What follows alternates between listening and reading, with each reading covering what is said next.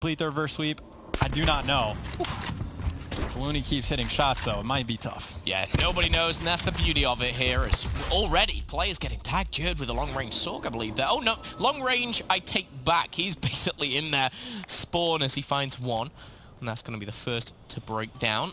B-Bomb is down, and now at a 5v4, Splyce would definitely have the advantage. That player just got great timing on accuracy, though. He was trying to spot out the flank, and I don't even know if he saw both the players, and, well, the pinch is just going to be in. Splyce is trying to put all the pressure on one side, and it looks like they might have responded well, because you get a 1v1 Aqua versus Risk and search the two players you asked for. Aqua's going to spot it, Risk going on the hunt, and Aqua just trying to play his life, comes back for the challenge, and it is Risk that comes out on top. The first blood goes the way of Splyce. The first round win goes the way of Denial. Risk got 3 there, and I think he's going to be rewarded with that defuse. Great stuff from him. And again, I feel like... Sorry, I paused to try and hear Temp and what he's saying there, but I feel like Splyce, this is the moment where you come out of that control, that hard point, you've just got bodied for like 2 maps. The first round is like a bit of a boost, right?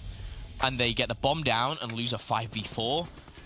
It's almost another just kind of blow to the stomach here. Risk coming out on top there with 3.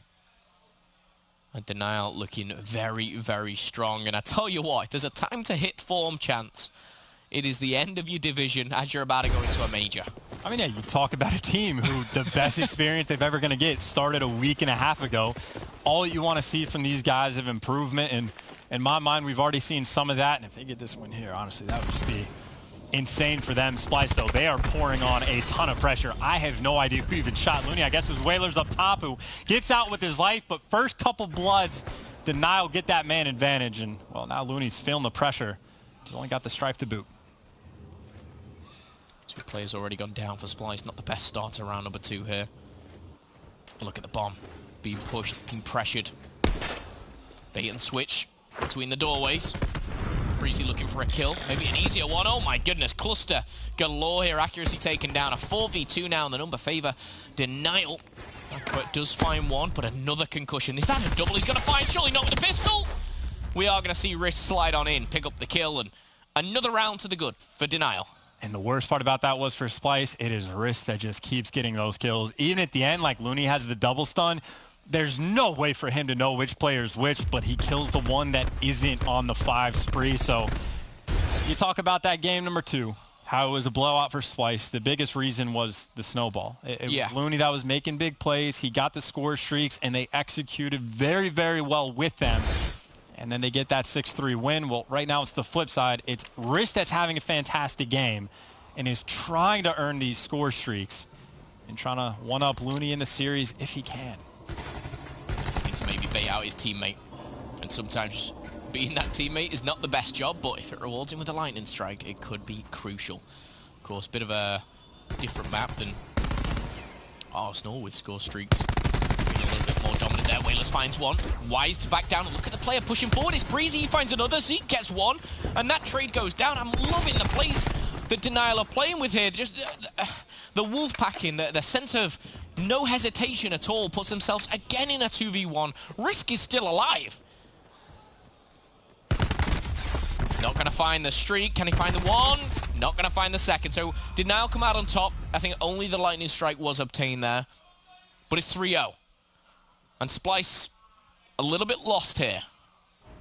Absolutely. That was nearly massive plays coming out from Temp at the end, but you talk about a round that just heavily went in favor of Denial. I mean, who was it? Whalers up here that gets the first blood for free. And granted, eventually he gets traded, but it's accuracy that traded who gets double challenged, and that is a very nice round win coming from them. Now they get the lightning strike as well, which, granted, lightning strike on payload, not as impactful as some of the other maps, but it's certainly still nice to have, if not just for the ping to give you the information. So a very favorable spot right now for Denial to be in. But of course, we've seen Splyce make comes back before. They cannot take their foot off the pedal. Just seems like a different Splyce these last 3 maps. Aqua does find one. Risk finds his 7th kill of the game here. Concussion does find Jerd in a big daze there. Trophy system has been put down, and Aqua is going to be challenged from, I think, 2, maybe 3 places, but he's going to be the leader. Jerd's going to get flown in on. He's taken out. 4v2. Denial are running through Splyce right now. Still have the ping off the Lightning, I believe. Sniper in the hands of Looney, doesn't connect. It's still not going to do anything there. Temp off screen does find one, and it's going to be down to that man to find 3 kills here. And normally you'd see their player just kind of slide on off the map sometimes, but this position is kind of tough to do.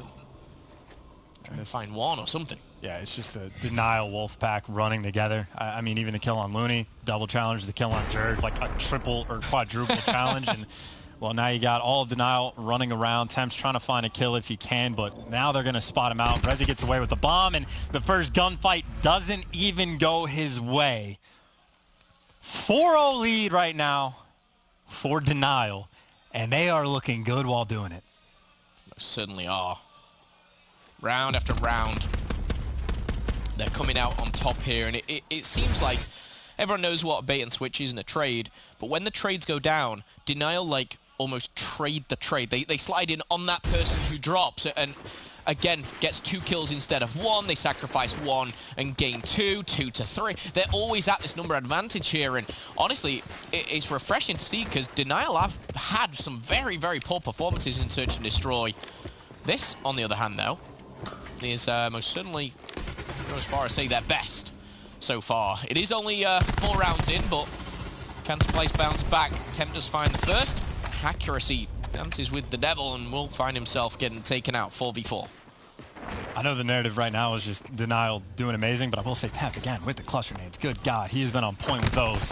4v3 though for Denial. The Sun's going to help out Looney to even things up, and he's going to find a Maddox to help him out with. Aqua picks up a kill, and finally, it looks like Splice should be good to get on the board. Brezzy by himself is just going to sprint as fast as he can away. Or maybe does want to see if he can find an errant kill. But I think it's probably best just to take a tumble. Actually, maybe he wants the grab slam. I think that's what it was. He wants the grab slam, but what he is doing is... Oh, he's on a 5 spree. Never mind. I'm an idiot. He's 60 points away from streaks. That is exactly what I was about to say, Chance. I was definitely not about to say he wants the grab slam. I was going to say he's 60 points away from streaks and doesn't want to die, but he is going to survive this one as we go into our 6th round. Splice finally get on the board. And they will know, of course, he is on streaks as well. I'm glad you... Yeah, good God. I'm sitting here watching Risk like go off, start 6-0. I'm thinking about the lightning strike for him, and I see 5-2, and I'm like, oh, it turns out he's on a 5 spree, 60 points away. It's tough for me to keep up with this kind of information, and I have everything in glowing lights on the screen. Imagine how difficult it is for some of these pro teams to keep up with all the specialists, all the streaks, the kill streaks, someone on. That's obviously why they are playing and while I'm casting. Plus, we have like a 140-inch monitor in front of us, which... It's such a big screen. It helps, by all means.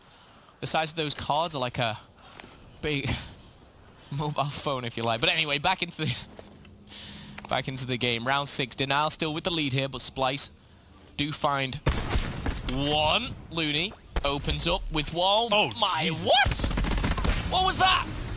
Trying to earn some streaks, you're going to take down your teammate to at least get one. I mean, maybe that's a trade of some sort. I don't know if that's a good one, not one I'd want to make. And he's looking for more. He is just inches away from another player. Of course, all this is going down. It's an advantage for Splice, again, because Looney, still with that sniper, is able to find a pick.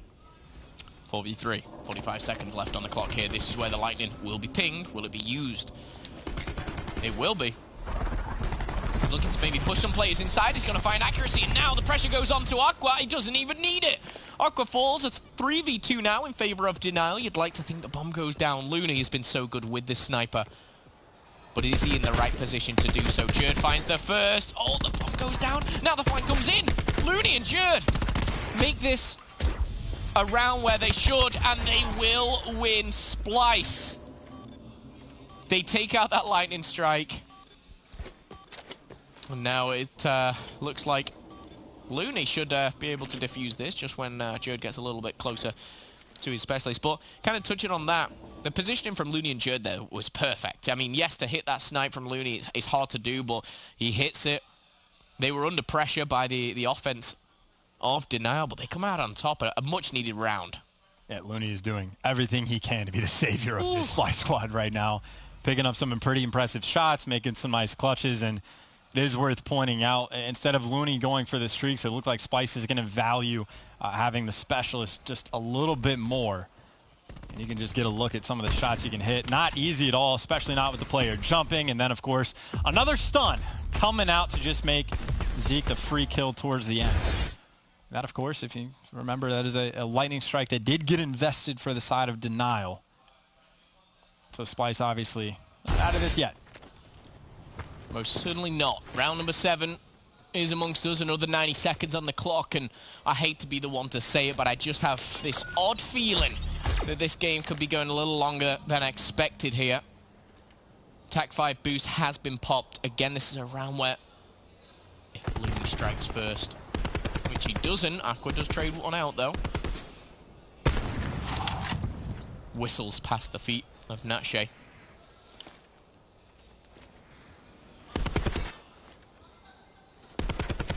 A lot of ICR gunfire going down, nothing connecting just yet. Trying to find something on the higher side of the map, but still TAC-5 boost available for Splyce. And Splyce is just waiting for an opening. Finally, Jared is going to be going for this bomb plant, but it's not easy. Actually, instead of the bomb plant, he's going for the kill. He wants to get clearance, but he's going to fall. Now it's up to accuracy to try to make plays with the ICR, but that means he's just going to get traded out. Temp is able to find one as well. 27 seconds. They do have this bomb, but they're getting shot in the back. Temp, though, able to find one. Looney, all of a sudden, last one standing at Whalers finds 2 to take them down. You saw the stun to try to help Jerd make the play. But Denial, who were dancing around the gunfire and the snipers, coming out from Splyce, able to hold on. It's a nail-biter of an S&D round, but then it just comes down to Whalers making the big play in the end. And this is now Denial hunting for their first series win in the Pro League. For some of these players, the first series in the Pro League, they will have one in their careers. And they've got a few chances at it. Not that they'll want to obviously start throwing rounds away, but 5-2 with a lightning strike, with a war machine. They're obviously faced up against a war machine of Temp. Sniper in the hands of Looney. He's already been so good with this. Risk has called in that lightning strike. I think he used the ping previously, but he's going to find accuracy. Temp invested the war machine. Wouldn't be surprised to see the war machine of Risk come out shortly.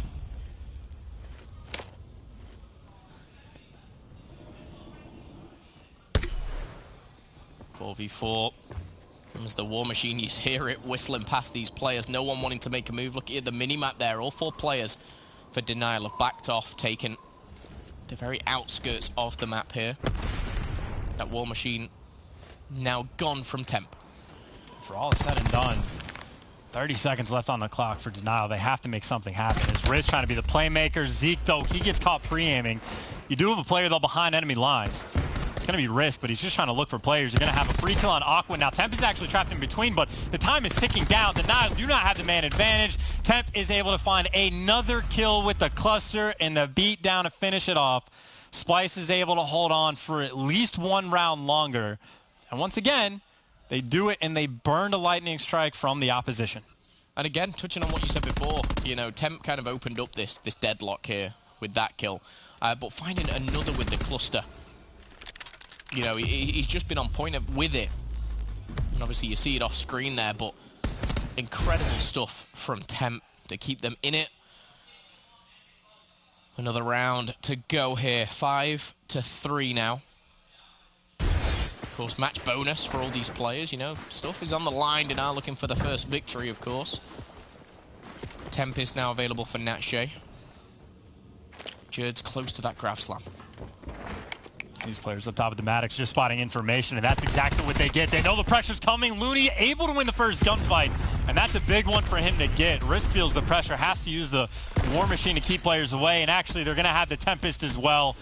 Good luck getting past these specialists. Jerd, he's just going to get destroyed in Denial for the 4v2, make it 4v1. Looking for their first series win, and they just got to kill Temp, and they get it. Denial on the board. Splyce fall to the Spanish yesterday, and today the French. Denial come out with a first victory here in the CWL Pro League 2019. And Denial, they needed to hit form soon with only a couple weeks away from Fort Worth. This is what they wanted what a lot of the community back in France wanted as well. But congratulations to Denial, Splyce. Again, they took those first 2 maps pretty convincingly. The hardpoint actually was pretty close.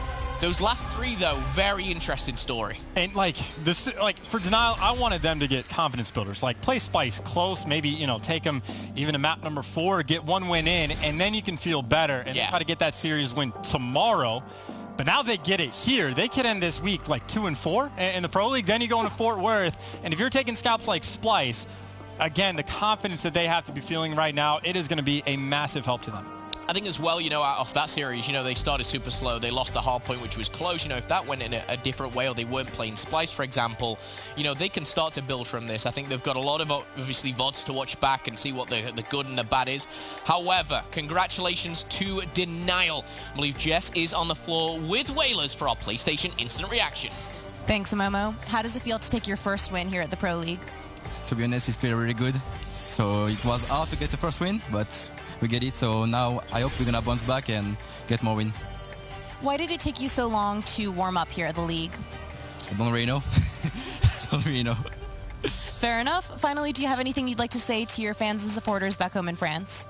We're just not going to give up and give our best at every match. All right. Well, thank you so much. This has been your PlayStation Instant Reaction. We'll be right back after this quick break.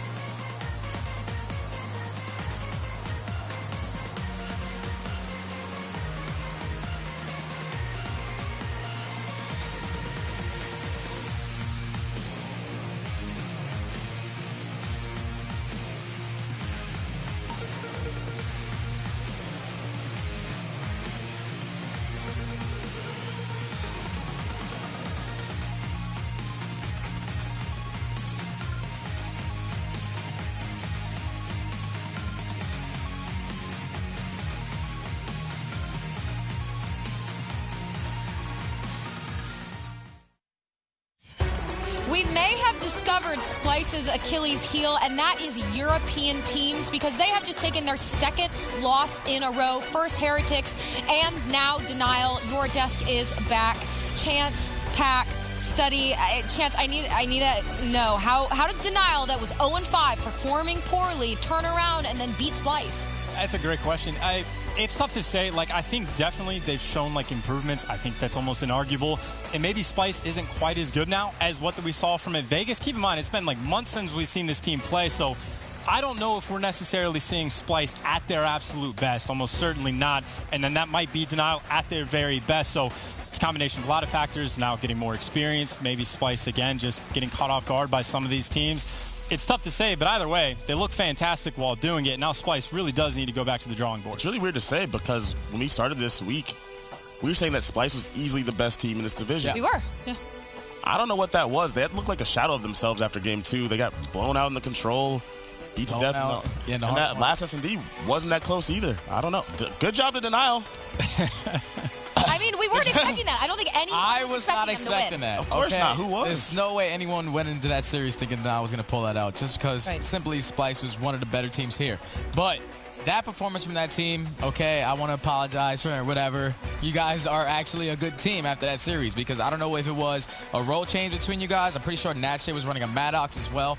That definitely had to have helped in the slaying department because they were all pretty much consistent after the second map. Just keeping up with the pace and just knowing what they needed to do in a situation. Right. That team can actually compete in this Pro League, and I'm hoping that we get to see them more often.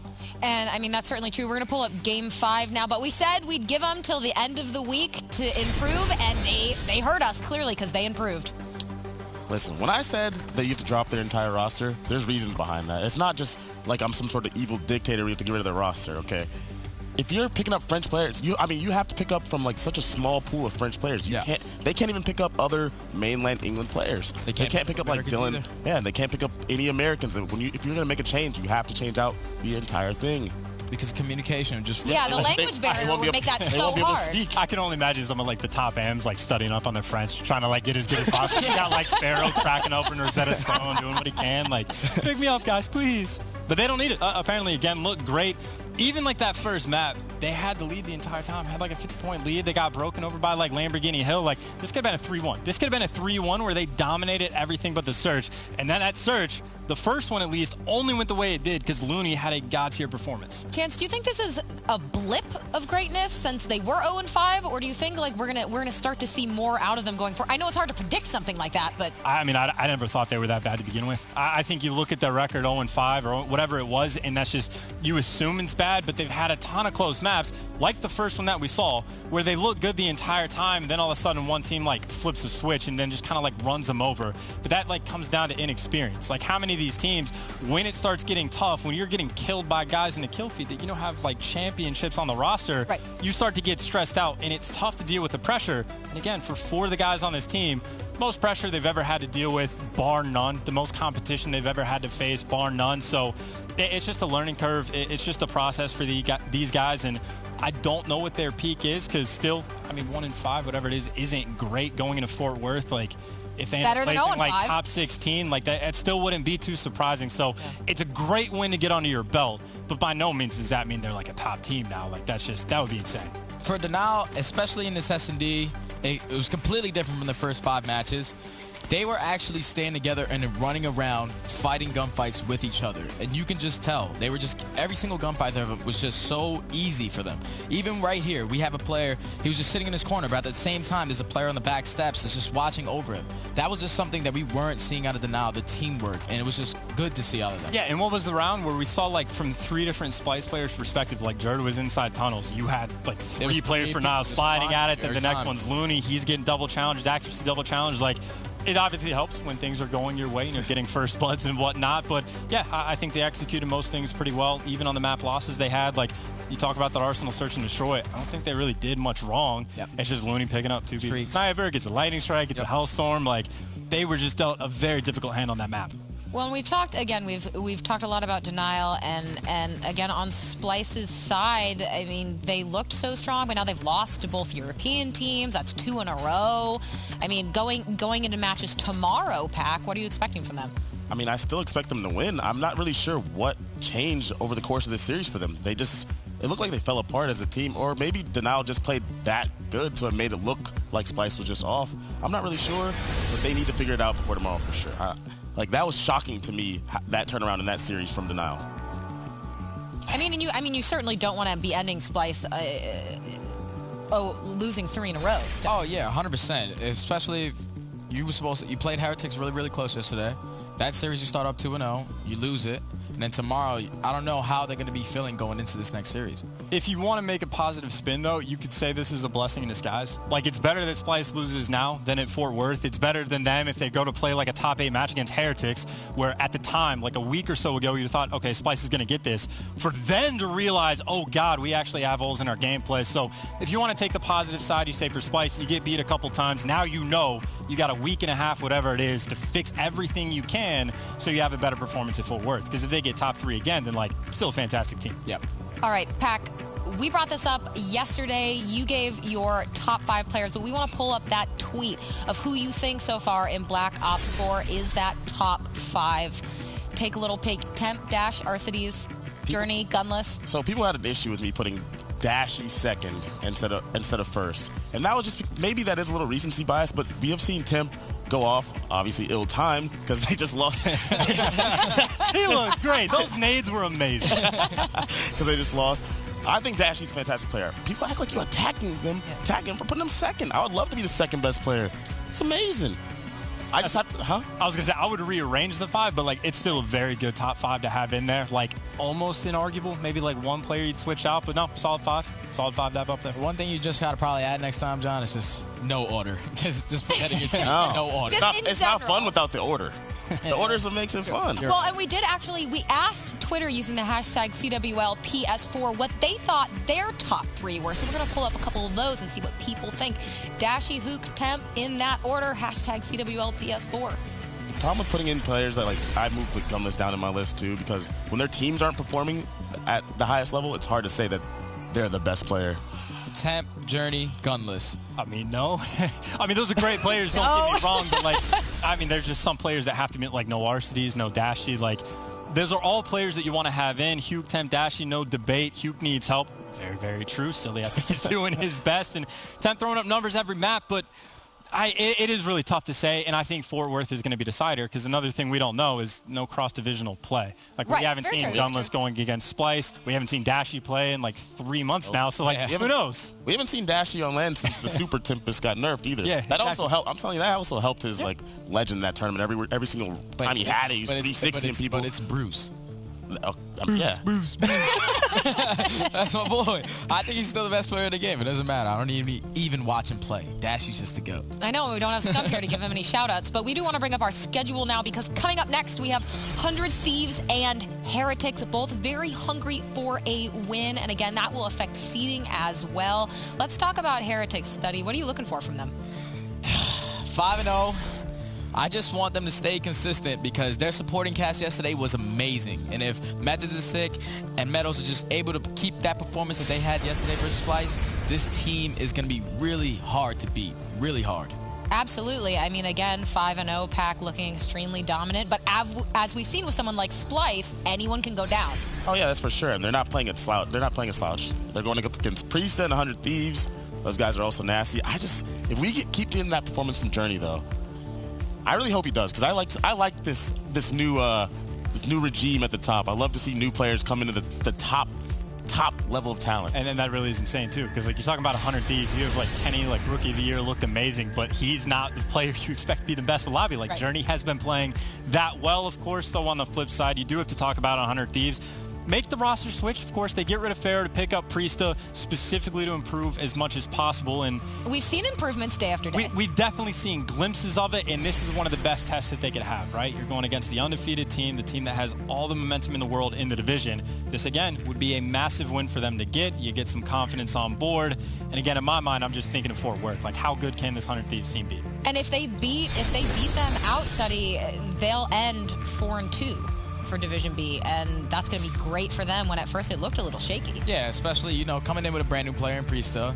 got to learn everything over again. But as you saw that stat there, they're the best team in hardpoint here. And that's one thing that was really, really hurting them the entire year, even at Vegas, even at the POQ, was just their hardpoint. The addition of Crowder, the addition of Priesta, obviously it's working. They have a 6-2 record, and that's why this team is just looking really good now.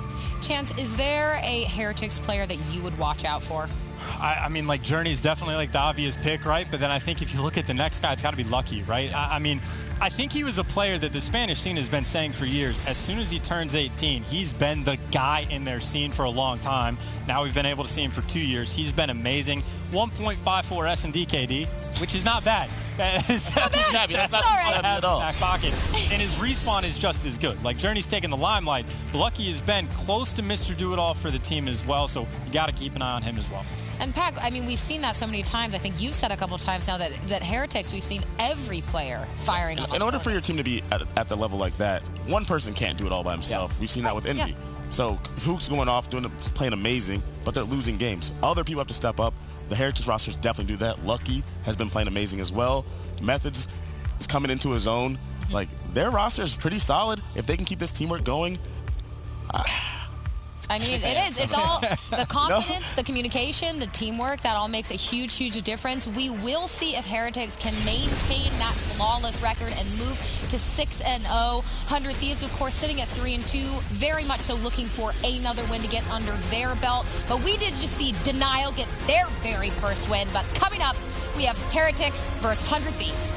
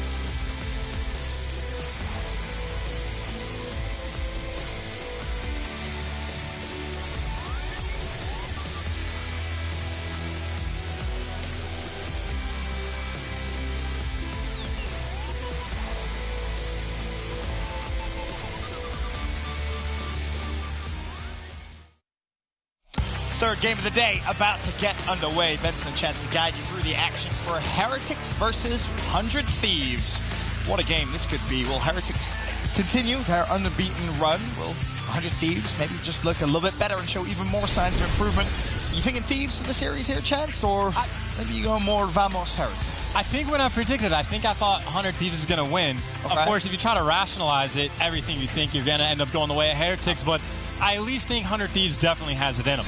Their biggest issue right now has been their search and destroy, right? Like, study was calling them best hardpoint team in this division at the very least right now, and they have looked fantastic with Priesthood. They got like a 6-2 record, something like that. But then their S&D has taken a turn for the worse. I think they're like 2-5, and they have had a serious amount of problems of just rounds never go well for them. Like, they get the first bloods, and then just stuff gets weird. Now, it looked better yesterday, for sure. They definitely looked like they had cleaned things up. And you need to continue that, because if you think about the player you lost, Pharaoh, the first thing you think of is search and destroy. And Priesthood, well, you think whole package or whatever. But again, their S&D has at least taken a little bit of a dip, so you want that to improve. Yeah, you most definitely do. Whether just maybe taking time to adjust to your new addition. I've seen a couple teams that have made some changes in the past, struggle in search and destroy specifically as a game mode. It takes them longer to adjust, but one thing's for sure, across the board for Heretics, it's been crew sailing for the most part here in Columbus, Ohio. Some Game 5, sure, but have they clutched up? Yep, absolutely they have, and they've rested pretty strongly on their ability to close out series and close out search and destroy. So you talk about 100 Thieves kind of struggling a little bit in that game mode, and you think about how composed Heretics have been. Because of Game 5, I'm nervous for 100 Thieves, I'll tell you that, Chance. I mean, I'm nervous for 100 Thieves right now. Like, that doesn't change because, again, Heretics event, like, it's not just closing out Game 5s, closing out series, even just the S&Ds, like, even their hard points. They've had so many games within 15, 20 points, and they have consistently been clutching up. Like, they have that magic clutch, like voodoo, whatever it is. Magic, they seem to have that factor for the moment. I don't know how long it can last or if they even make improvements for where they are, but just to take a look at the maps, we're going to start in Spain and end in wherever frequency. I have no idea. Not a clue. Well, Canada, maybe? Hacienda, Arsenal frequency, then a Gridlock frequency as well. That's a game 4 and 5. Thoughts on the Hacienda hardpoint, Chance, to start things off? Is it, particularly a strong map for either of our two teams today? I definitely remember Heretics looking pretty good on it, because I remember Evan saying, hey, they're in Spain, this is their place, and then they actually did pretty well. But I think the expectation for me is both of the hardpoints to be very competitive. At the very worst, like a 50, 60-point differential. So expect them to be close, but my point of concern, especially for 100 Thieves, is on that Arsenal search and destroy. Okay. That's the map where I think they had mistakes in the past. They looked great in the past 2 days on that map specifically. And can they continue that nice search and destroy gameplay against Heretics? Slasher just needs a little bit of a snack. That's what the delay is. He's got to get that blood sugar up, What was he chewing on? He's got a little, it's either ham warmers or a little snack. I think it was a snack, but either way. Game number 1, about to get underway. Bit of a difference, but it's fine. Game 1, about to get underway. Players just finalizing their classes. And on the side of Heretics, it's more of a chilled out vibe, to be honest with you. See the guys walking around the venue earlier on today, Chance, just all smiles, down, warming up, practice. Seems like they get very comfortable here in Columbus. I mean, yeah, no reason not to, right? You're sitting on top, nice and pretty at that 5-0, and I mean, now, the worst case scenario for them is like they lose the next 2 series, but again, they can go back to the drawing board. You got a week and a half to improve on a record that is already fantastic. I'm thinking long game for them. Like, how good can these guys be at an open event? Yeah. And I don't have an answer for you, but it's definitely like, what, top 6? At the worst, top 4, top 3? Can they win then? Oh, stop. Who knows? Stop. We'll figure out those answers when we get to Fort Worth, okay? For Europeans everywhere, they've been craving for European teams to come over and finally find form enough to consistently beat some of the best North American teams in the world. We had it, ironically, with the Spy. Maybe it's just like some interesting thing with mainland European teams, because we haven't really seen it in the past. It's always been UK teams. Like, you think when Splice did it in IW, right? They came over and then they won playoffs here, and everyone was like, yes, they finally managed to do it. Like, a European team finally did it.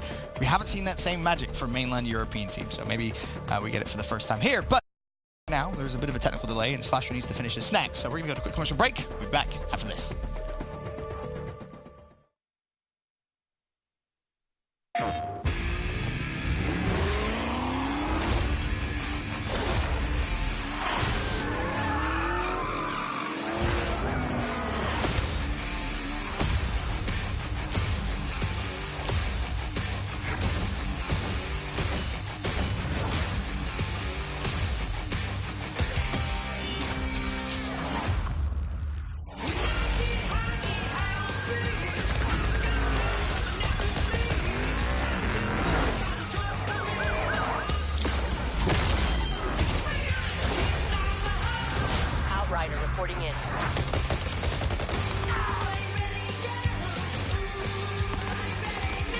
This is some good vibe.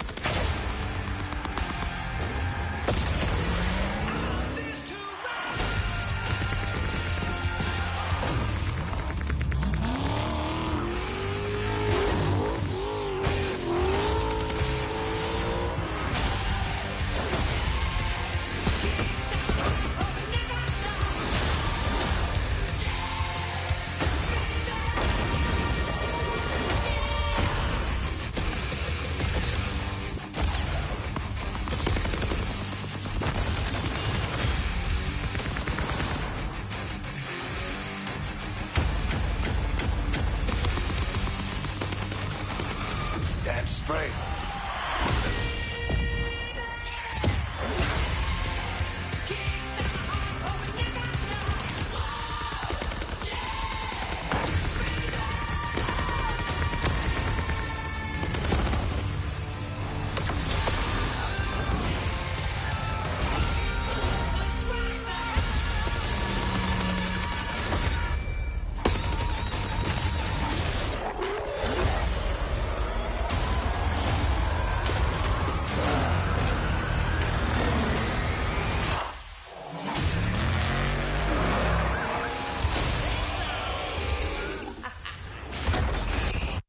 Play new content first on PS4.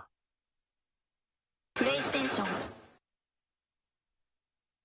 I'm pretty sure Slashers finishes next, so we can get the hardpoint underway. Of course, game one has the end of hardpoint. Heretics versus 100 Thieves. Here's a look at the rest of the maps. Arsenal Search Destroy, Frequency Control, Gridlock hardpoint, and a Frequency Search to end it. Didn't ask you your predictions before, Chance. I mean, rarely have time to really talk predictions, but coming in, you assume Heretics are the favorites here just because of their record and how they've been playing. How's the series go? Got it.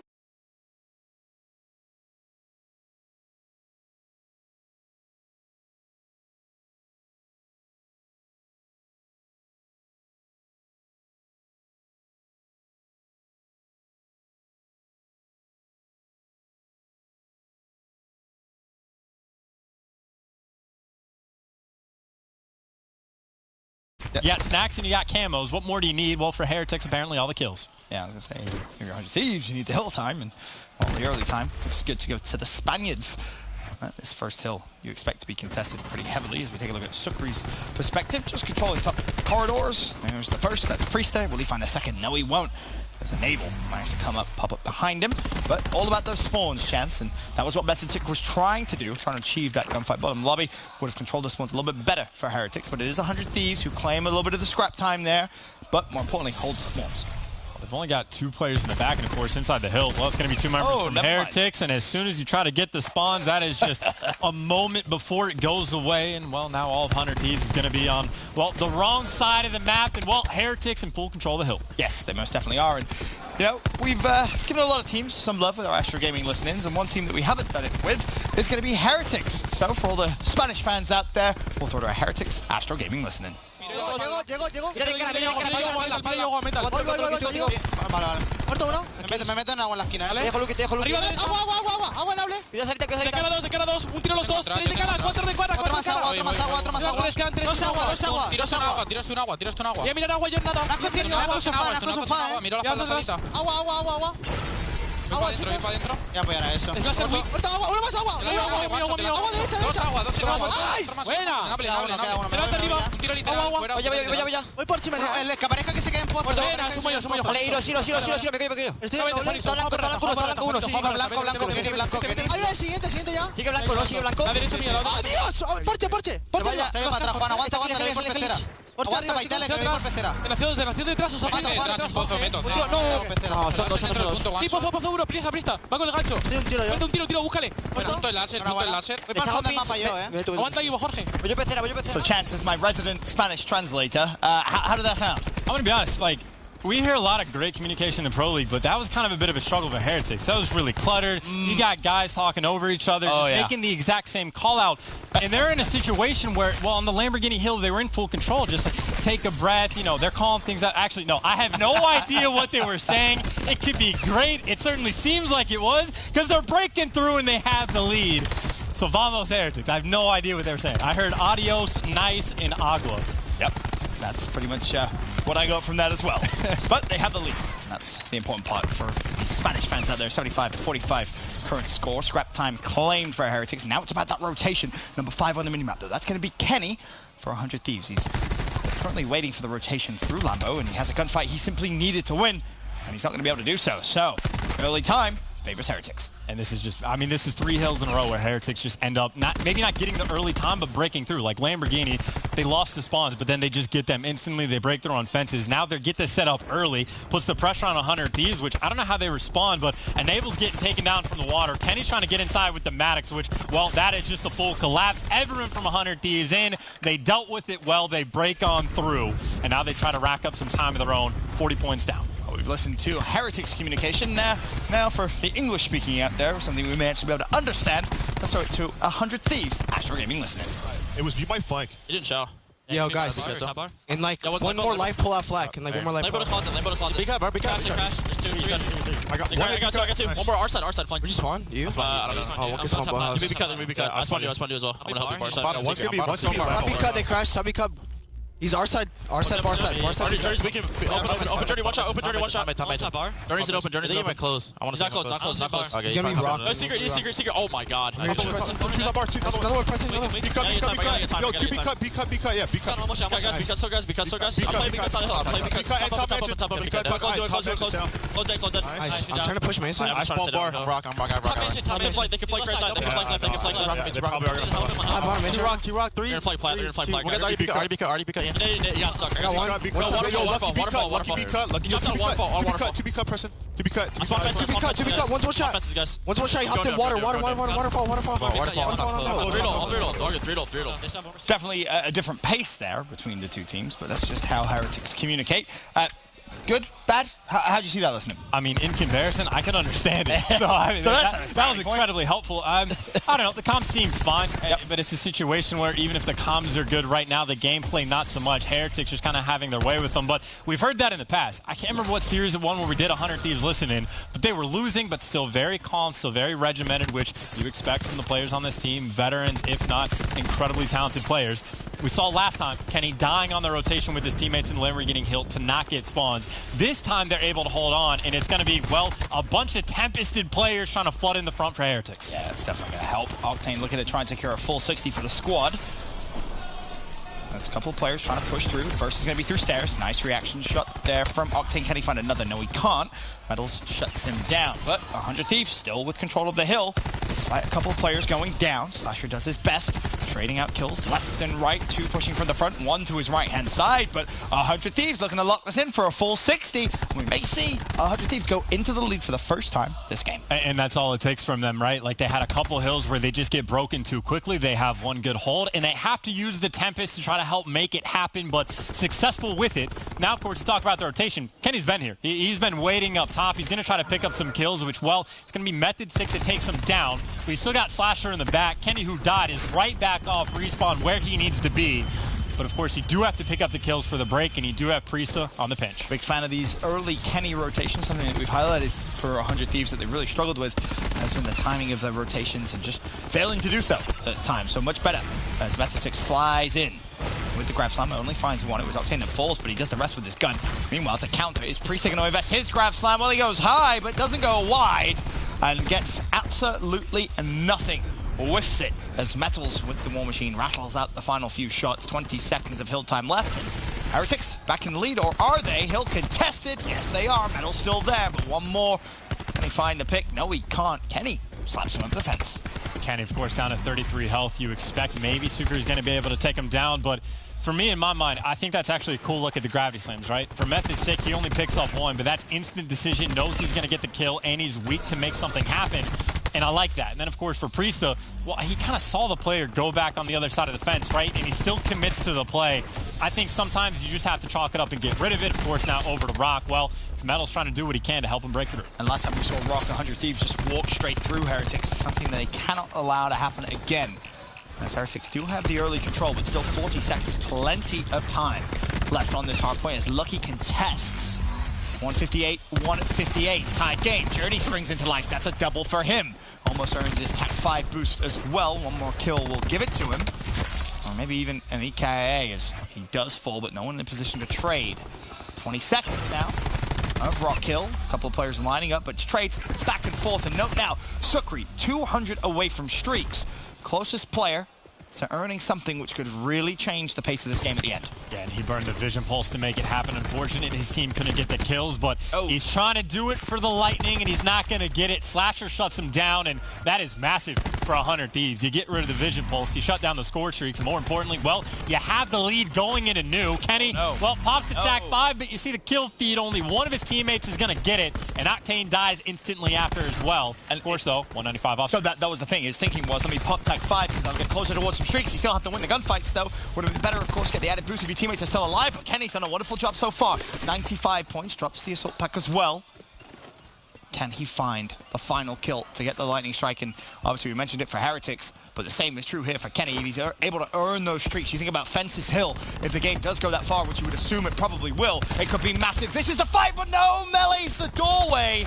No streaks earned for Kenny. No streaks for 100 Thieves, and whilst all that was going on, Heretics' chance, they've been inside the hard point. Yeah, there was a lot of time 100 Thieves took to try to break through on that hill, and that is near worst case scenario, especially if they lose the rotation battle. Heretics over towards Lamborghini Hill. Of course, the time is going to tick now. It's 100 Thieves inside first, but they're going to be a little bit surrounded, and all of a sudden, Metals picks up 2. He gets dropped, but 100 Thieves right now inside the hill, hanging on by the skin of their teeth. Journey inside gets dropped.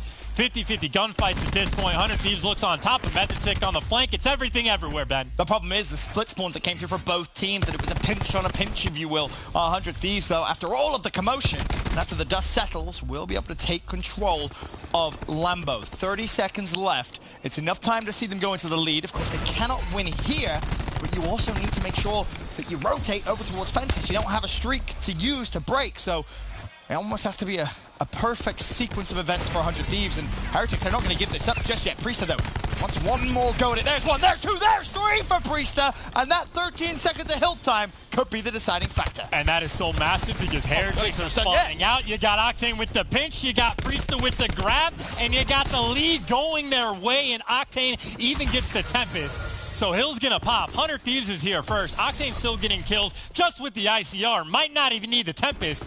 And now if you're Heretics, you gotta go. And Sucre trying to make some plays. Lucky trying to get in. But the hold right now is about as good as it can get for 100 Thieves. Oh, you have so much utility here.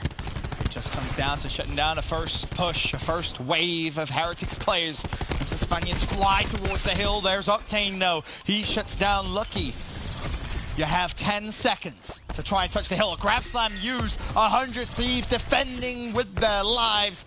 And that should surely be that. Octane with the Tempest pre-aiming close. Is anyone going to be able to contest? 2 seconds is all they need. They do get inside, but the chain comes through. 2 plays from Heretics are down. Metals from behind. He's able to find 1. Hill contested. Heretics, have they done enough to break through? They have. But the problem is, you've got 10 seconds. You've got a rotate chance. Oh, good God. They got 3 players in the hill, but some of them need to leave. They're trying to push it out. Sucre's able to pick up 2. Methods gets the next one. 3 players in the hill. You're going to have to fly. Grapple to get in, but 1 tick's gone by. The second coming in. He gets the kill, but he gets taken down.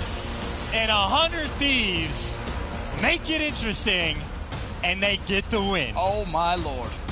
Stressful ending for any fans out there. Oh, baby. You thought just for a second, maybe Heretics could try and make that comeback. But it all came from a wonderful Lambo Hill. The way Priesta challenges at the end, he gets that triple, he gets the scrap time, he gets another kill as well, earns his grab slam very, very quickly, which he may not have actually been able to get heading over towards Fences had he rotated early.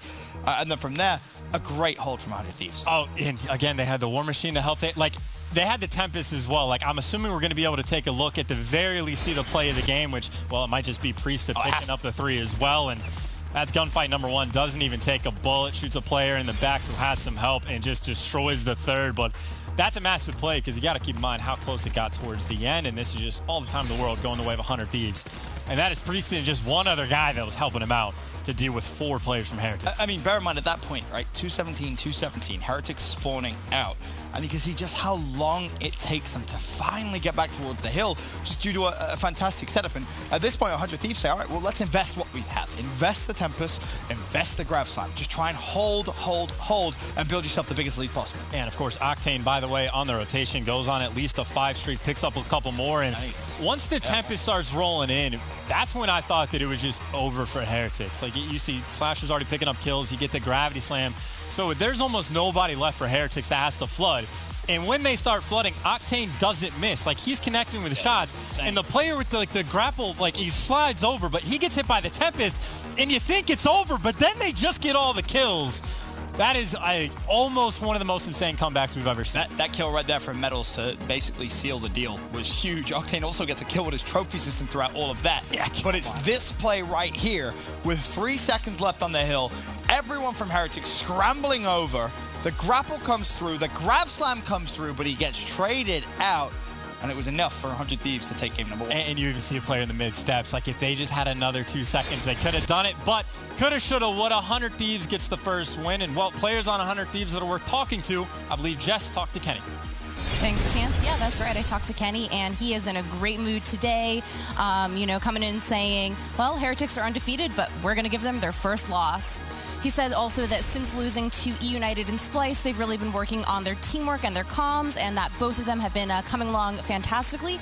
And finish it up by saying, if we can take the first respawn, then we can take the series. So they're definitely feeling very, very good. Over on the side of Heretics, I talked to Lucky and, you know, just kind of tried to once again get a feel for why are you guys just so strong right now? And he said, well, I think we're just good at every single game mode. He also added that they're really in a good spot right now where they're just kind of taking advantage of having all these top-tier teams to scrim against, and that one of their weak areas, he feels, is that every few maps they kind of lose their concentration, so just being able to be here scrimming against all these other teams is really, really helping them out. But that's all I've got, so Ben and Chance, back over to you guys. Thank you very much, Jess. For Heretics, you can't lose your concentration now. 1-0 down, a situation that they may not necessarily be used to. We've seen them kind of go up at the start of many, many series here in the Pro League, here in Columbus, Ohio, but they need to bounce back, and they have to do it in search and destroy, which, based off their opponent, is probably a good thing. Feasible, yes, but again, 100 Thieves has done a lot to try to make the improvements in the game mode, and, well, if you listen to what Kenny said, he said if we take that first respawn, we're looking good for this series. Well, at least step number 1 is complete. Of course, though, as you pointed out, a very long way to go, but we're going to Arsenal, which, I mean, in my mind, I always think sniper battle, but obviously there's a lot more that goes on, but... You love your sniping, Chance, I know. I know. I'm the best one out in the league. If you ignore, like, I don't know, maybe 15% of, like, everyone, like, including pub players. Okay, anyway, 100 Thieves has done a lot to fix their mistakes. Heretics is a team that does not make many mistakes at all. I mean, even just looking at, like, the hard point, right? It's like they're dealt a super difficult hand to deal with it. Grab Slam, Sound Machine, Tempest. They're down inside the hill, and they're just winning the necessary gunfights, and just, like, a team that never dies, right? That's how you have the clutch factor. You're a team that never dies. You're never out of it, and that just goes to show that their comms actually have to be good to deal with situations like that, as well as having the talent on the team. Yeah, messy comms in that situation, you don't even get to that situation, right? The game would have been over a long, long time ago, but 100 Thieves with the advantage now in the series, and a win here is going to give them a massive, massive boost going into tomorrow, going into Fort Worth. Of course, the big question mark over that 100 Thieves squad, the inconsistencies they showed. Team change comes through, and they pick up what many people consider, and rightfully so, the most valuable player not in the league, which was Priester. He's come in, and I mean, statistically, he's been phenomenal. You criticize his plays, you really can't, because he just has been that good, even outside of stats. I mean, it's not like we highlighted like the 3-piece he got inside of Lamborghini Hill, which is massive. And then the other one, he got 4 overall. He killed basically everyone. And not just that, it was the entire game. He played out of his mind. Like, he had to have broken the 40-bomb margin. He was leading the lobby the entire time. So, well, you talk about a good pickup. He has been... I think actually the first series he had, he played really bad, and he tweeted out, he's like, yeah, that's not going to happen again. And since then, he has just been a man on a mission. Yeah, he really has. He's been looking great. Yeah, it's great to see him, of course, in the league. And for 100 Thieves, a 250-226 at number 1 win. Arsenal Search and a frequency control coming up next. And of course, if Heretics do win a map and extend the series, we'll go over to Gridlock as a game 4. But before we even get to that talk, before we even get to that conversation, for Heretics, it's definitely not going to be easy. But if I'm not mistaken, was it not Search and Destroy Arsenal that 100 Thieves were 1-9 in until we casted them last time and they got their second win? Yes. So, also something to consider. Statistically, not a very good 100 Thieves map, but they played it a lot. And what's weird is I can't even remember who they played in that series, but I remember specifically... Is it not Denial?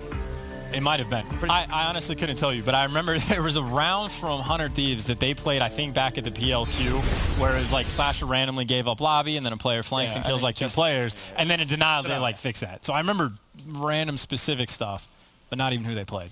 Well, it's going to be Lucky with the sniper rifle. Out for this, you've seen Suckery snipe a couple of times, and, well, on the flip side for 100 Thieves, it's going to be Octane. Waiting for the first pick to come through.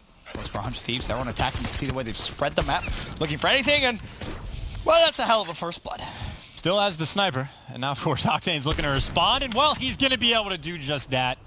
That is helpful for them to even out the round. That bomb is rotating back towards this A site. They are leaving Priestahh kind of on an island who, honestly, might just get picked up if he's a little bit too aggressive. You got to be really frustrated there if you're Lucky, because you get a call out while no one's sniping. You don't get any information of a sniper rifle player over towards B. He checked the angle as well. You just got to feel sorry for him. You've got to feel sorry for him.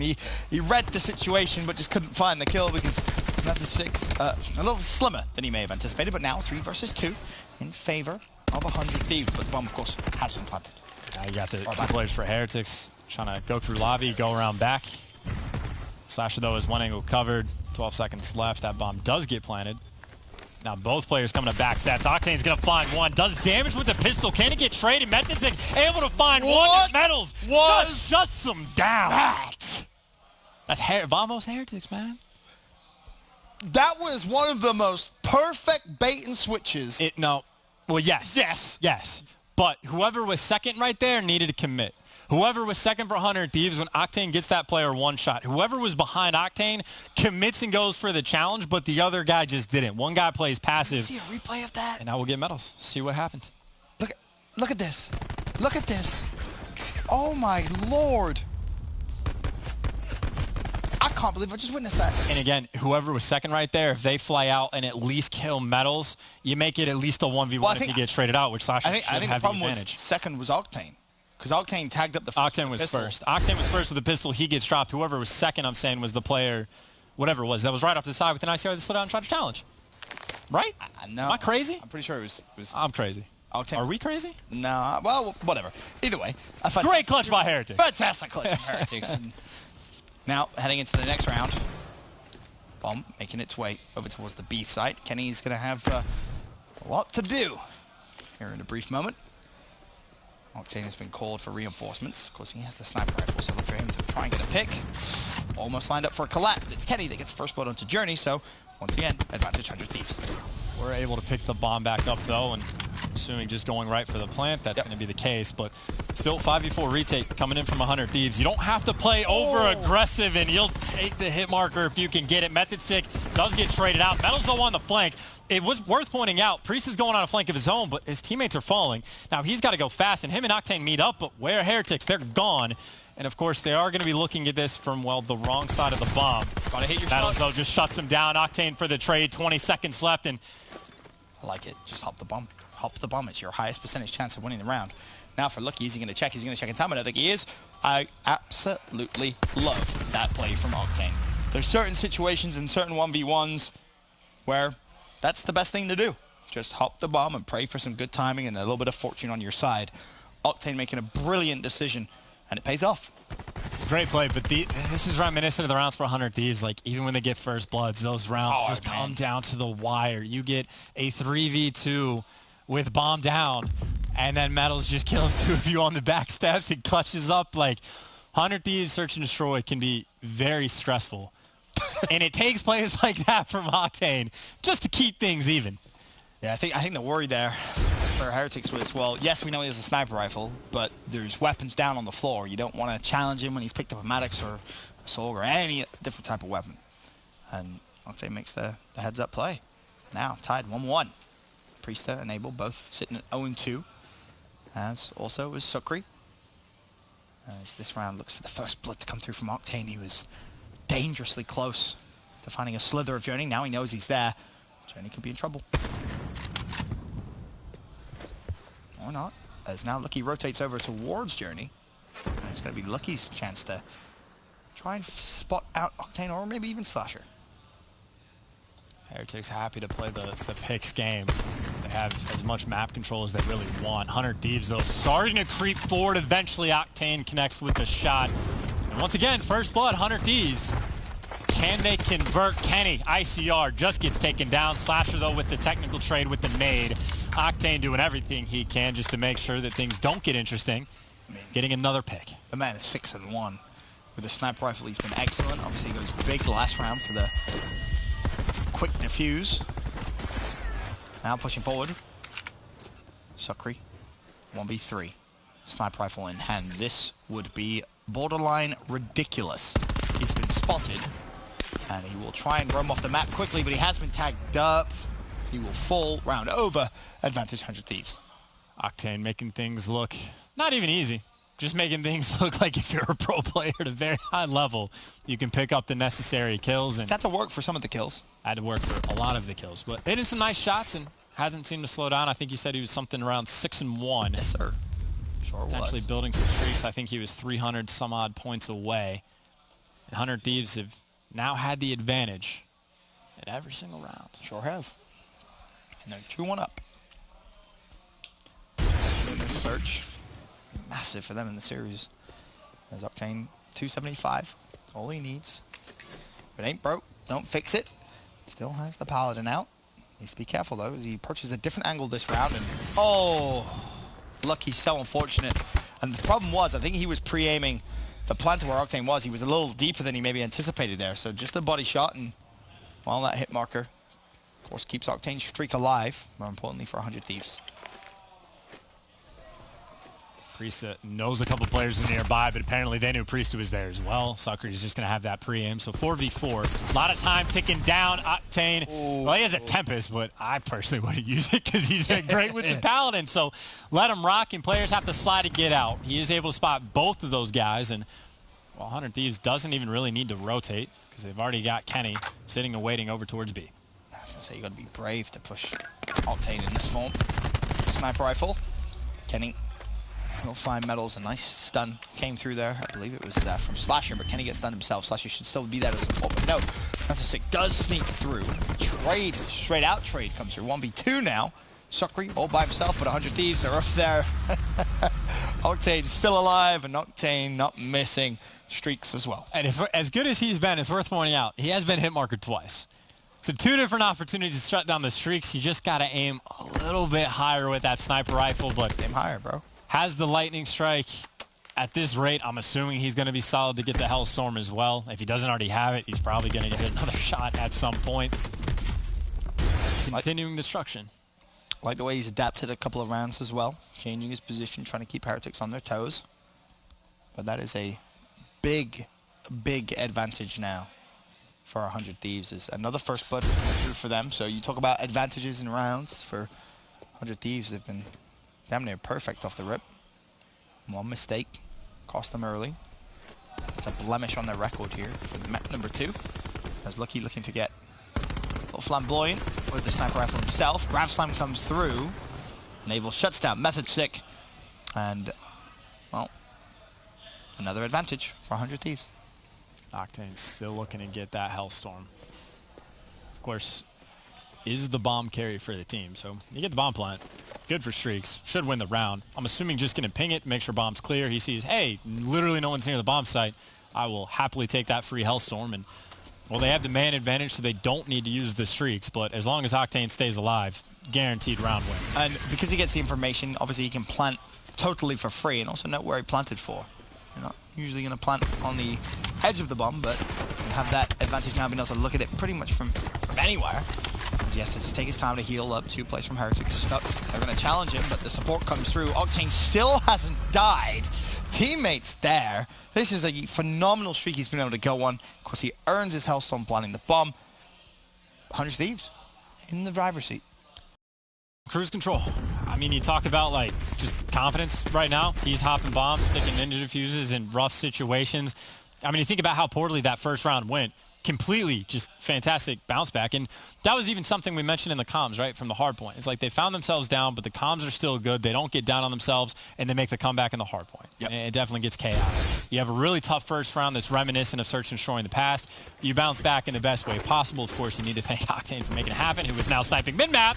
Don't even know how you get a hit marker. I don't know what he missed. That seemed to be straight through the man's heart. And while his entire team is starting to fall around him, it looks like Heretics should be good for the round. And should be good, but Octane, of course, playing for that gunship. Yeah, I was going to say, don't jump off the map. You're still playing for it. Yeah. Back away. No. No, no, No. Get the gunship. No! Get back in the map. Boo. Oh, I hate to see it. Imagine a gunship in Surge. That would be borderline ridiculous. What do you mean borderline? No. That would just be outright ridiculous. Well over the line, but again, I guess hit markers have been at least a little bit helpful to making sure Octane can get his streaks. And while he gets the hit marker and the round does not go their way. If I'm Octane and I hear Slasher say, all right, jump off the map, I'm like, no. I will feed them all the specialists they want. Specialists don't matter against the gunship. Yes. What's he going to do? Tempest my gunship? Yeah, good luck, bro. 4-2, though. Current score, of course, Octane still with a pingless lightning strike and a Hellstorm missile. No sniper rifle for him, and, well, Lucky connects with a nice little shot there onto Priestess, so first blood Heretics. Of course, now even in a 4v5, if you just want to call the Hellstorm in to kill Journey, get the bomb plane down for free, you're welcome to do so. The nade actually might be perfect. Yeah. Lucky, though, is able to find a pick on Slasher, so he's 2 for 2 in the round for getting kills for Heretics. Now that bomb is down on site. This is... The problem is, though, to your point, you still have that Hellstorm, right? If you're Heretics and you push out and you go back steps, for example, you're so open without getting that pick on Octane, which they finally do, forces Kenny off the map, 4-3, 100 Thieves. And I'm not a fan at this point, right? Like, even if you get the first pick down, if you know the guys in the back, granted, you do take him down, but I say calling the Hellstorm, get that clearance free. You don't have to worry about Slasher getting picked because the Hellstorm forces players inside. You get a guaranteed 4v4 where you still have the Lightning Strike to secure the round as well. So I would have preferred just to burn both the streaks, but hey, you still have the lead and you still have 2 streaks as well. So it's certainly far from the end of the world. Could get a little close, though. We shall see. And Heretics string back-to-back rounds together again.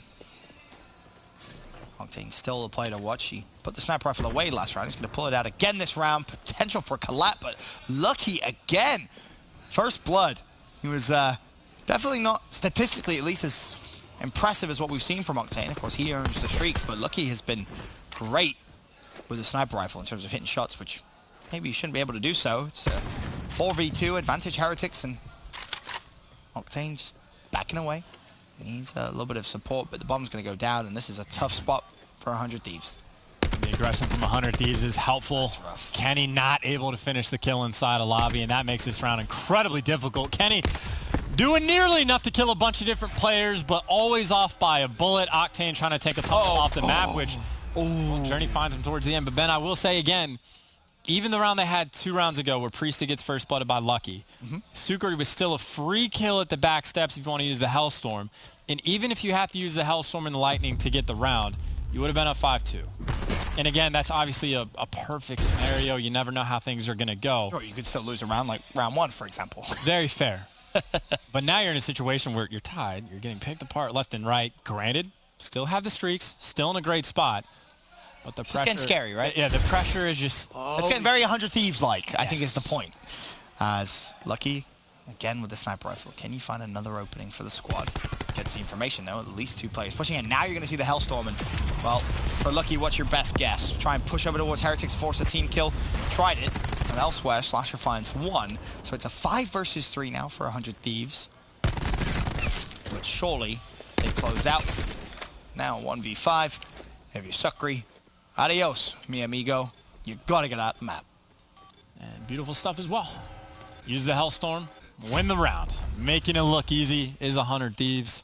I think he even saw Lucky. He's like, Hellstorm calls in for a moment. He's like, I got to run. And then he's like, oh, never mind. I need to get a kill desperately. Yeah. He tried to take it away. And you try and force the team kill, or you try and get an elaborate snipe. Do whatever you can, but either way, perfect execution from 100 Thieves right there. Hellstorm gets a kill. Slasher finds 2. Priest with the aggression finds another with the Maddox. Now just 1 round away from going up 2-0 in the series against the final undefeated team. Do it. Of course, they still have to win 1 more map, and something which is no one has been able to do so far here in the CWL. As Priesta pushing up. For Heretics, a mid-map push was highly successful a few rounds ago. This time they get the control, but they're again worried about maybe the lightning strike, something they have to consider. Yes, it's blind. They will know that, but still a hard situation to play, because as soon as anyone gets any information, you push B if Kenny sees you. Hey, they're at B, streak. It's a whole different world of pain. You have to try and find a pick onto Octane, but Octane isn't going to be stupid. He's going to value his life to the point where this round becomes very, very tough for Heretics. They're trying to force their way in through lobby indoors, but Slasher's got a War Machine and a gun, and he's got a teammate to help him. Octane's even in the back looking over. Player gets in, instantly calls out the War Machine. Even if he doesn't connect, you have 30 seconds left. If you're Heretics, where do you go? You go outside, you're going to have to deal with a lightning strike. You go inside, you got to deal with the War Machine, and time is a-ticking. This round is completely over because as soon, honestly, at this point, if you're Octane now, you call it in. You just put one on both if you need to. Well, in fact, you have Priest are at A, so you know they're not there. You know they have to be at B, but it's a Tempest that actually comes through, and there's still enough time to plant. What are they doing? The kill is through, so Heretics still with a very good chance. For 100 Thieves, you kind of have to push the bomb. Bomb does go down, but trades come through. Now a 3v2 in favor of 100 Thieves. It's a 1v3 for Method Sick. A 1v2 for Method Sick. Slasher shuts him down. On 100 Thieves again, maybe not with the most ease, but they win the round and they get the match. I mean, in my mind, I'm thinking they're forced indoors. You watch the only path they have to get inside, but hey, all's well that ends well. And now again, 100 Thieves up 2-0 in the series, looking good in Surge, fixing their mistakes, and they are trying to take down the undefeated team. Yeah, Heretics, of course, 5-0 in the league. They've been damn near perfect. I mean, they have been perfect overall. Just a few map losses here and there, but it's 100 Thieves taking the fight to the unbeaten Titans. We'll be back after this with Game 3.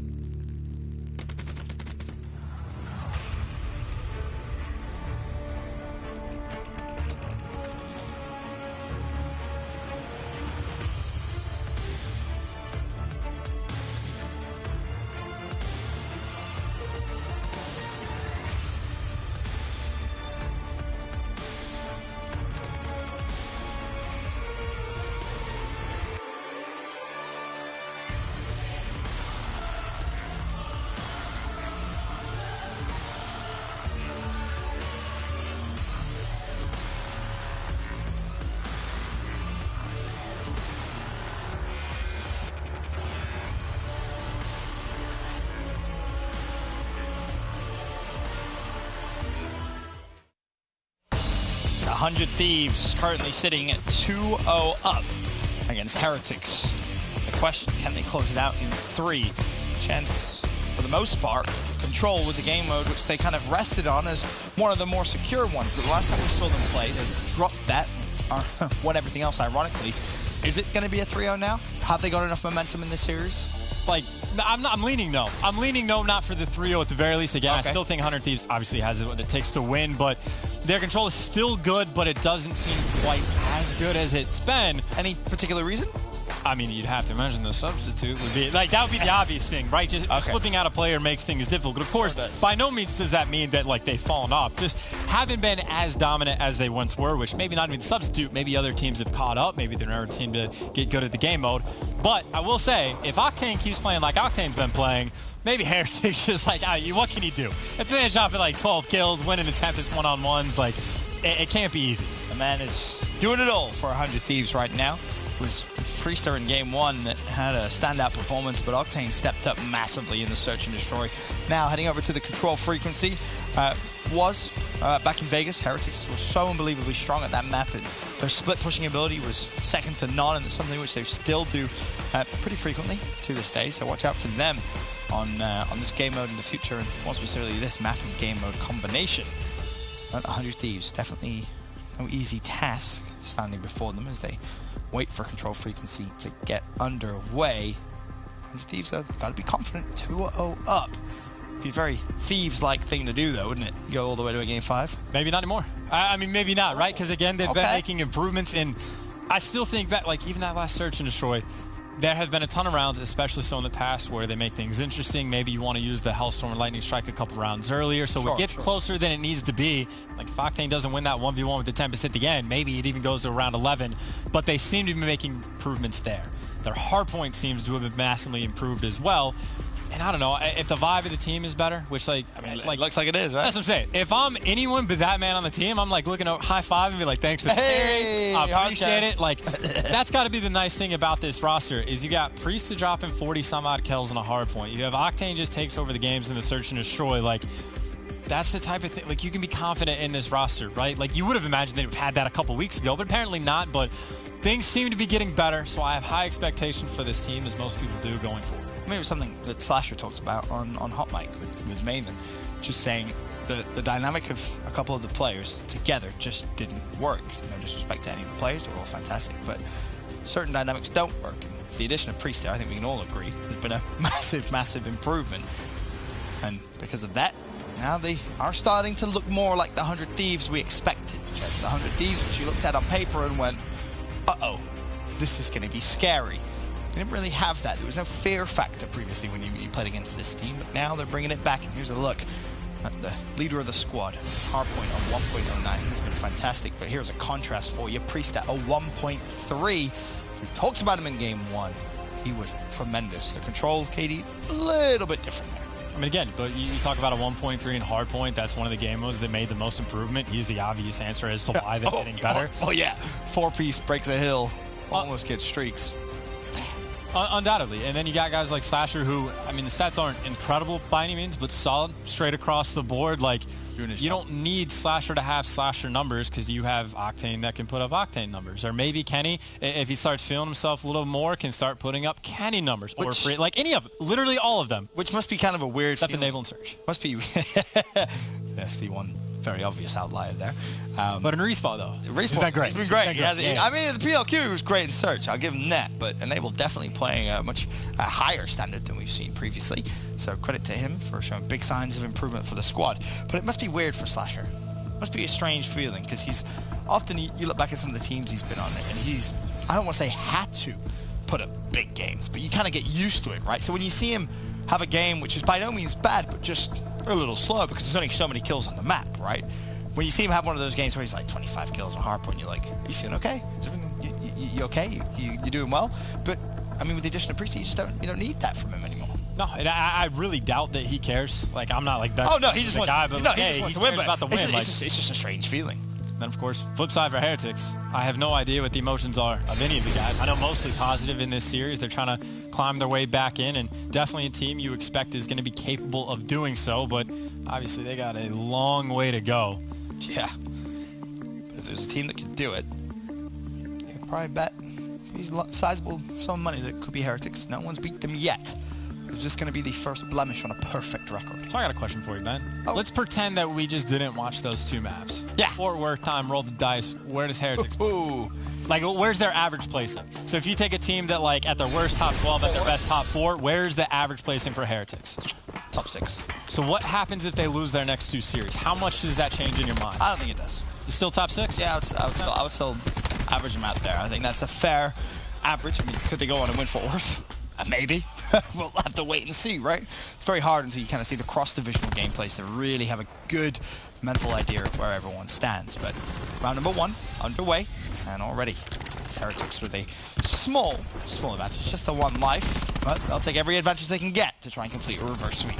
Metals kind of shredded off the opening break, while 100 Thieves, they do a fairly nice job of responding, but they got to take down Sucre, and well, he's able to take 3 to boot, finally gets shot in the back, but the opening that 100 Thieves once had essentially gets stopped, and it's Slasher by his lonesome inside the hill. Has a couple players mid-map to help, but unfortunately, or fortunately for him, is the reinforcements are in. Stun connects with like 4, and now it just comes down to all the kill trades inside the hill. Kenny picks up 2, but the blue is also going to be 2. A tick is gone through. 100 Thieves still inside. It looks like they might be good to take at least another tick.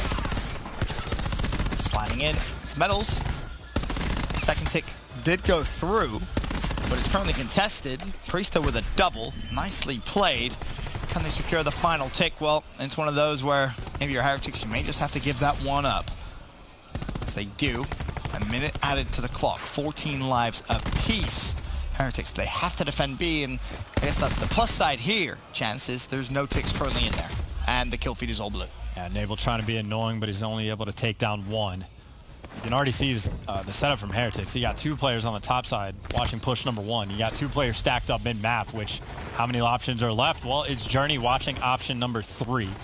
So Heretics has all their bases covered, but there's plenty of time for 100 Thieves to make something happen. But Method Sick on the flank, that's at least free kill number 1. Now 100 Thieves has to turn around. Kenny's underground. He's just making it chaotic. Method Sick also going to be going for spawn kills, trying to keep Octane at bay. And still no one on B, so this is great right now from Heretics. 9v5 as Metals picks up 2. And 100 Thieves still is trying to figure out where the hell Method Sick actually is. Yeah, that was a beautiful distraction. It caused all sorts of chaos, and well, the 4-life advantage developed throughout all of that as Method Sick gets stunned and still alive. Now the support is there. 100 Thieves have to be careful. The kill's still coming through, though, for them. So the life advantage back down to 2. 48 seconds left.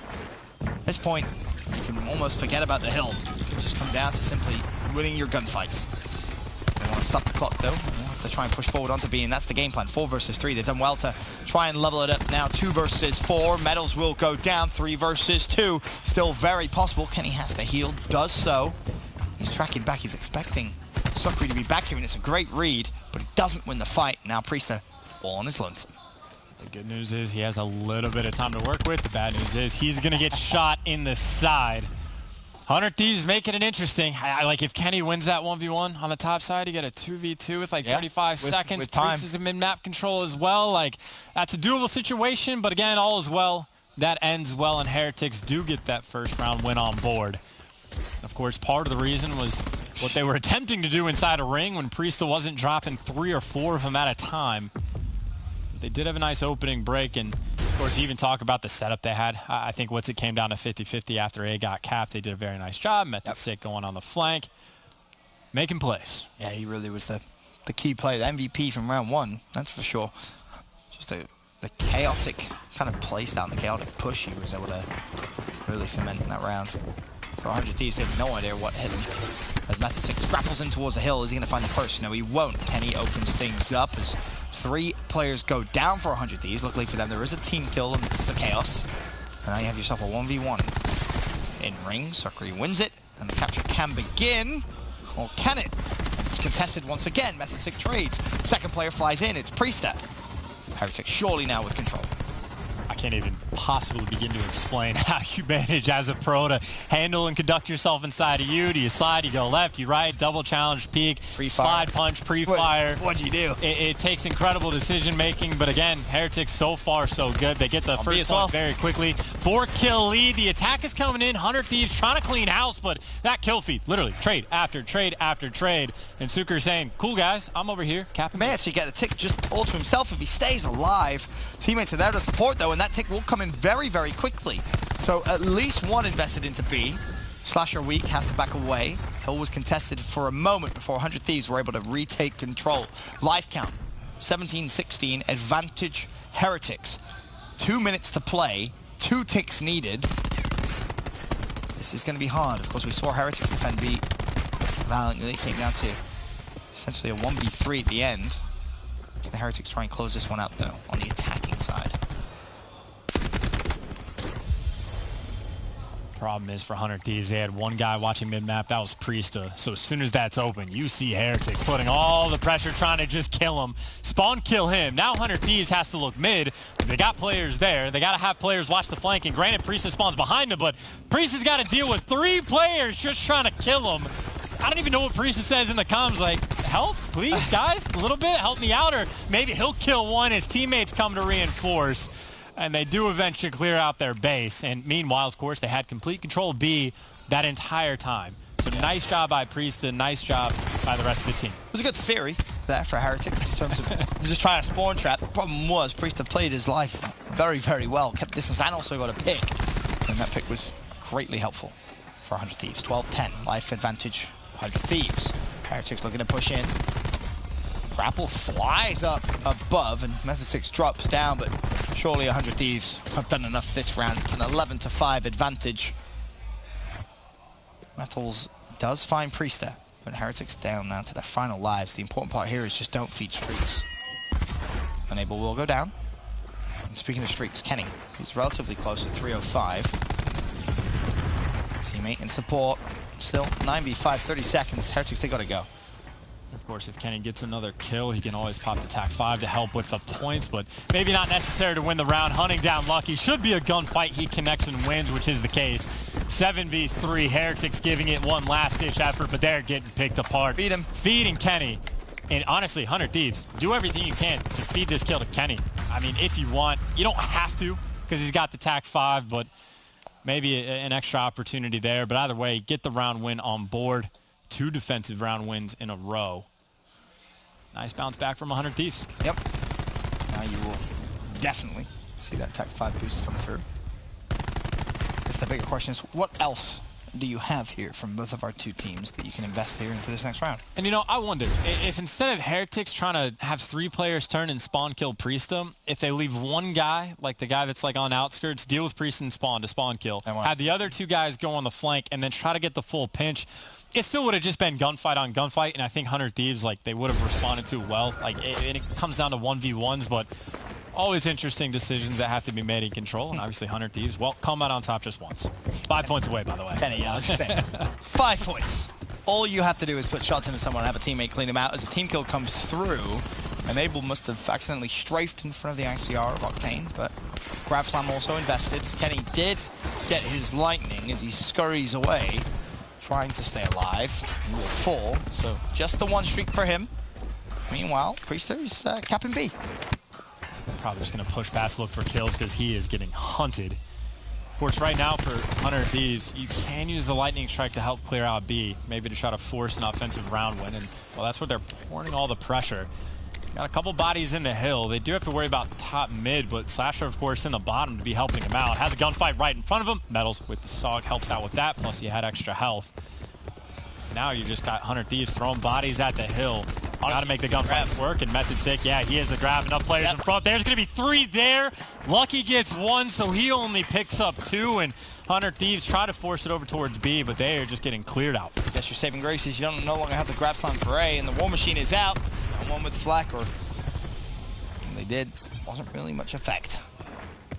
Counter War Machine also out, as Method 6 trying to keep that lead, or life lead, in their favor. It currently stands at 3 at 19-16. A is chalked up. They're going to have to concede that, so an extra minute added to the time. But again, the life count dwindling down from 100 Thieves. Slasher close to some streaks of his own. He will fall. Method 6 close to streaks. He will also fall. You still have the Lightning Strike, though, for Kenny. So you can very doable round to win.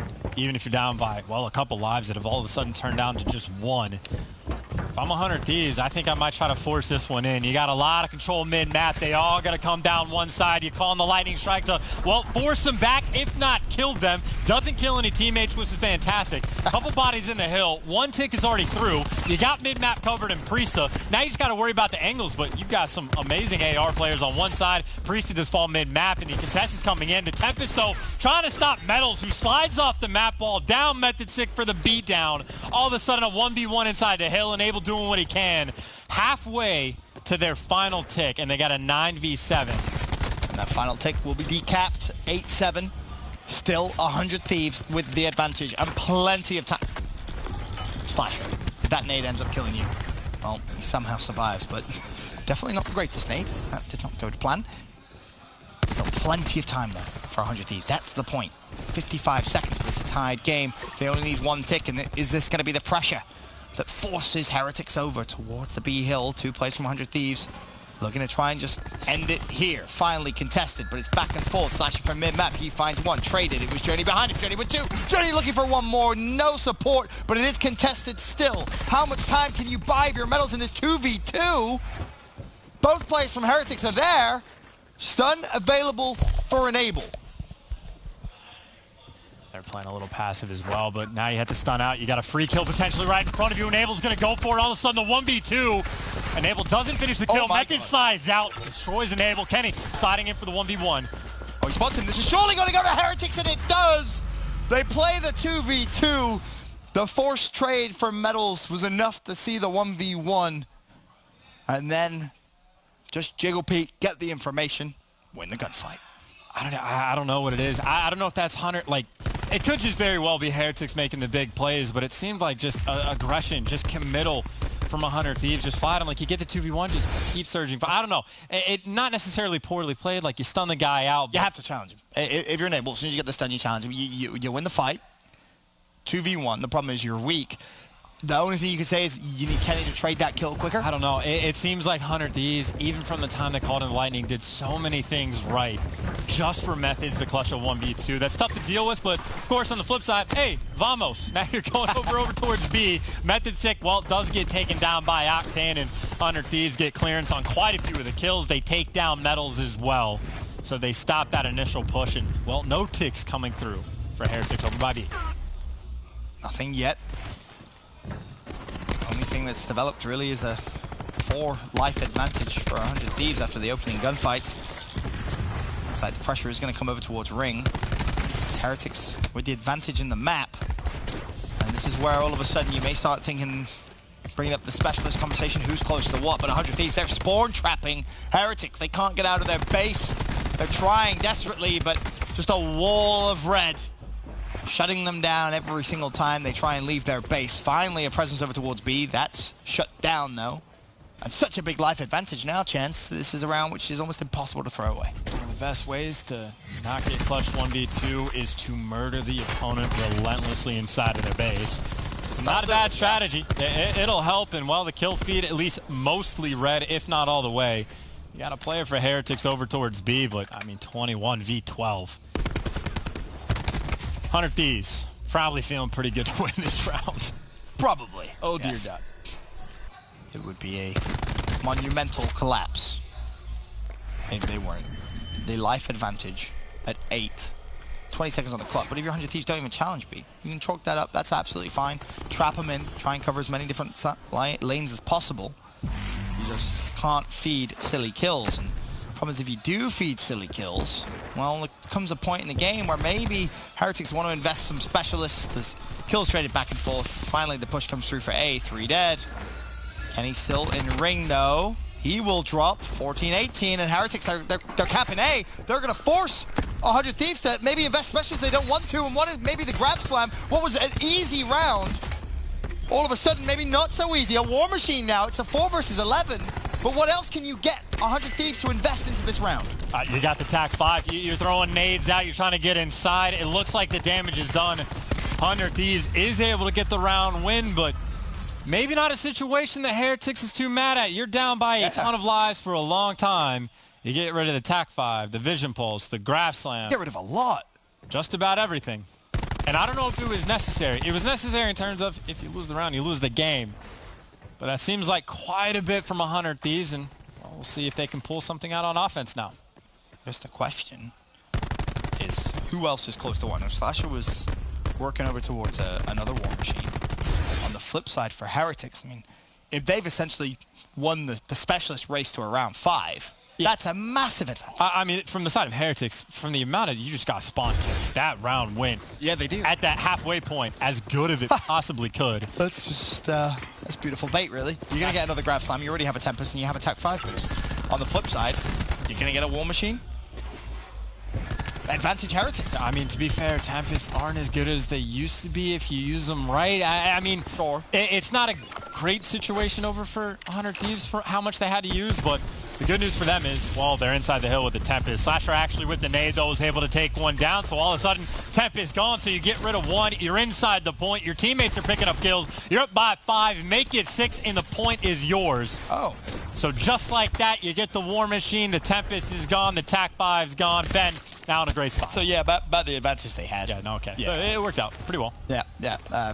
Lightning Strike earned for Kenny. Slasher, I believe, is also still alive on his streak, so he could be close. Yep, 150 is all he needs. Earns his War Machine as well. Beat the target. 2 minutes for 100 Thieves capture. All of a sudden, the game slows down. Heretics have 100 Thieves trapped. Slasher tries to push out no streaks for him. Journey with a double. But 2 big streaks for Kenny. Hellstorm, Lightning. Unless all of a sudden, maybe it's Heretics' turn to try and get a couple of spawn kills. The big advantage gone. 18-17 chance. This is going to be close. They're trapped in. I don't know when Kenny's going to use the streaks, but he's probably going to use one soon just to give clearance. But Heretics have a lot of options. You got 2 in the front. A couple of them are stunned. It's going to be Kenny, maybe searching forward. Calls in a Hellstorm right next. He's going to get dropped instantly. You pop the Hellstorm that high. What can you find? Nothing. Granted, your teammates get a couple kills. You got 3 bodies in the hill. You got to go, but the flank is in. He spots every. Journey for 1, Journey for no more. Slasher has the War Machine. They're in the hill. 1 tick is through. They're looking to get this game. Slasher falls. It comes down to Octane now with the Tempest as 2 ticks come through. The Lightning Strike invested. Heretics, it's almost deja vu from the Hacienda Fences hill. Back against the wall. Got to push. Got to win the gunfights. Not able to do so is Octane. As Heretics looking to try and do it. 100 Thieves. 100 Thieves, are you the ones to finally beat Heretics? Maybe not. Method 6 slides in. Hill still contested. Heretics are down the final 5 lives, but there's still 100 Thieves presence. No, there's not. Medals. Oh my lord, Heretics, how are you still even in this? Minute and 8 seconds to go. You gotta play it like Search. Desperate times for Heretics. Sukri's gonna fall. Metals has a couple players in front. 6-1 with the nade, but Octane picks up another kill. It's Metals and Journey. He doesn't even have hell. 6v1. 100 Thieves are gonna do it, Ben. Taking down the undefeated Spanish team. They get it, and they get it with the hot 3-0. The streak is over for the Spaniards. 100 Thieves with a big result against the #1 team in this division. It was a 3-0. By no means was it a comfortable 3-0 though, Chance. Some of those maps very close. But I like it though. Like as rough as it got, you had a round where 100 Thieves is down. They burned the Vision Pulse, the TAC 5, and the Gravity Slam just to make sure they had to win the round. They had a massive advantage in, and it worked out in the end beautifully. So they're making tough decisions. They're making them work well. And even in the hard point, they find themselves behind, they storm on through. The Search and Destroy, things are getting rough. Octane kills everyone. Probably one of the closest series we're going to see. As far as 3-0s go, yeah, definitely. Right? Definitely. You think about how close that really was. 3-0 definitely does not tell the true story there. But for Heretics, it's what? 1-1 now on the week, I believe. They beat Splice yesterday. They obviously lose to 100 Thieves. They still have one very tough game tomorrow. And I guess that brings up a conversation that we had on Trading Shots. How do you see Heretics ending this week? Is it 1-2? Is it 2-1? Well, I have no idea who they played tomorrow. I believe it's Envy. Envy? Well, yeah, no, I think they end up going 2-1. I'm like 100 Thieves is definitely a team I will like. Again, I started the series is like, yeah, I'm pretty sure that they can pull off the series, get the win. Envy, I do not have confidence in them to get that same win. Fair enough. Well, that's everything from myself and Chance for now. We'll send it over to Jess with our PlayStation Instant Reaction. Thanks, Ben. How does it feel to be the first team to take down the formerly undefeated Heretics? Feels really good, obviously, especially for a team like us with a new pickup like Priesta. But definitely a really good feeling because it shows that we're improving, especially with how good they've been playing. And before this match, you called it, you said, they're undefeated. We're going to be the first team to give them a loss. How did you so accurately predict that? Just always confident when I come into matches, so there's that. But also we've been improving, and our big thing that was helping us, well, not helping us, but making us bad was our communication, and we fixed that. So I think that, that just helped us to win. That is something you mentioned also, was that teamwork and communication. You got that where it needs to be. So is there anything else that was revealed that's, the next step to work on? I think that it just comes down to us waiting. I think we kind of suck on that and just not giving away free deaths. I feel like we suck at just holding and giving away free deaths all the time. So if we work on that, I feel like our respawns get a lot better. All right, well, thank you so much. This has been your PlayStation Instant Reaction. We'll be right back after this quick break.